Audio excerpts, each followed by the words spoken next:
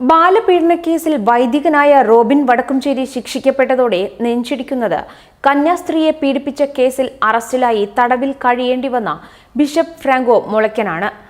ശിക്ഷ ഒഴിവാക്കാൻ bishop case തന്നെ അട്ടിമറിക്കാനുള്ള ശ്രമങ്ങളാണ് നടത്തുന്നത്. ഇതിന്റെ ഭാഗമായാണ് കേസിൽ സാക്ഷികളായ കന്യാസ്ത്രീകളെ പലയിടത്തേക്കായി സ്ഥലം മാറ്റാൻ തുനിഞ്ഞത്. ഇതുകൂടാതെ തങ്ങളുടെ സമ്മർദ്ദങ്ങൾക്ക് വഴങ്ങാത്ത കന്യാസ്ത്രീകളെ തടങ്കലിൽ പോലും പാർപ്പിക്കാൻ മടിക്കാത്തവരായി സന്യാസിനി സഭ മാറിയെന്നാണ് പുറത്തുവരുന്ന വിവരം. ജലന്ധർ മുൻ ബിഷപ്പ് ഫ്രാങ്കോ മുളയ്ക്കലിനെതിരെ മൊഴി നൽകിയ കന്യാസ്ത്രീയെ മഠത്തിൽ തടങ്കലിൽ വെച്ച് പീഡിപ്പിക്കുന്നു എന്ന സഹോദരന്റെ പരാതിയെ തുടർന്ന് പോലീസ് എത്തി മോചിപ്പിച്ച സംഭവം വിരൽ ചൂണ്ടുന്നത് മെത്രാനെ രക്ഷിക്കാനുള്ള ശ്രമങ്ങൾ സജീവമായി നടക്കുന്നു എന്നതാണ്. മൂവാറ്റുപുഴ വാഴപ്പള്ളി ജീവജ്യോതി മഠത്തിൽ നിന്ന് ഇടുക്കി രാജാക്കാട് സ്വദേശിനി ലിസി കുര്യനെയാണ് മൂവാറ്റുപുഴ സി ജയകുമാറിന്റെ നേതൃത്വത്തിൽ തിങ്കളാഴ്ച ഉച്ചയോടെ സ്റ്റേഷനിലേക്ക് കൂട്ടിക്കൊണ്ടുവന്നത്. ജീവന് ഭീഷണിയുണ്ടെന്നും ഇവരെ മഠത്തിൽ തടങ്കലിൽ പാർപ്പിച്ചിരിക്കുകയാണെന്നും കാണിച്ച് സഹോദരൻ ജിമി കുര്യനാണ് പരാതി നൽകിയത്. സഭാവസ്ത്രം അണിഞ്ഞ ശേഷം ആദ്യം വിജയവാഡയിലായിരുന്ന ഇവർ മൂവാറ്റുപുഴ തൃക്കയിലെ മഠം കേന്ദ്രീകരിച്ച് 14 വർഷമായി പ്രവർത്തിക്കുന്നു.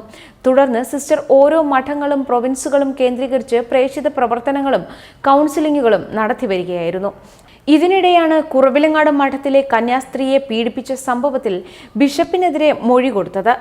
മൊഴി നൽകിയ ശേഷം തന്നെ വിജയവാഡയ്ക്ക് കൊണ്ടുപോയിരുന്നു എന്ന് സിസ്റ്റർ മൂവാറ്റുപുഴ പോലീസിന് നൽകിയ മൊഴിയിൽ പറയുന്നു.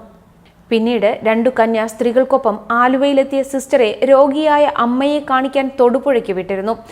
ആശുപത്രിയിലെത്തി അമ്മയെ കണ്ട ശേഷം സിസ്റ്ററെക്കുറിച്ച് വിവരങ്ങളില്ലാതായി. മഠത്തിൽ തടവിലാക്കിയ അവസ്ഥയിലായിരുന്നു സിസ്റ്റർ. ഇതോടെയാണ് സഹോദരൻ കോട്ടയം പോലീസിൽ പരാതി നൽകിയത്.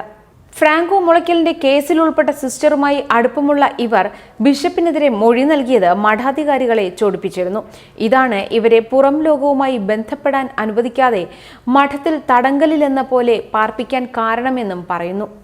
വിജയവാഡയിലേക്ക് തന്നെ ഇവരെ പറഞ്ഞയക്കാൻ തീരുമാനിച്ചിരിക്കുകയാണ് എന്നും പരാതിയിലുണ്ട്. ഇതിനിടെ വീട്ടിൽ നിന്ന് സഹോദരിയെ ബന്ധപ്പെടാൻ ശ്രമിച്ചപ്പോൾ സാധിക്കാതെ വന്നതിനെ തുടർന്നാണ് സഹോദരൻ പരാതിയുമായി പോലീസിനെ സമീപിച്ചത്. കന്യാസ്ത്രീയുടെ വിശദമായ മൊഴി രേഖപ്പെടുത്തിയ പോലീസ് കേസെടുത്തിട്ടുണ്ട്. ഇവരെ കോടതിയിൽ ഹാജരാക്കി.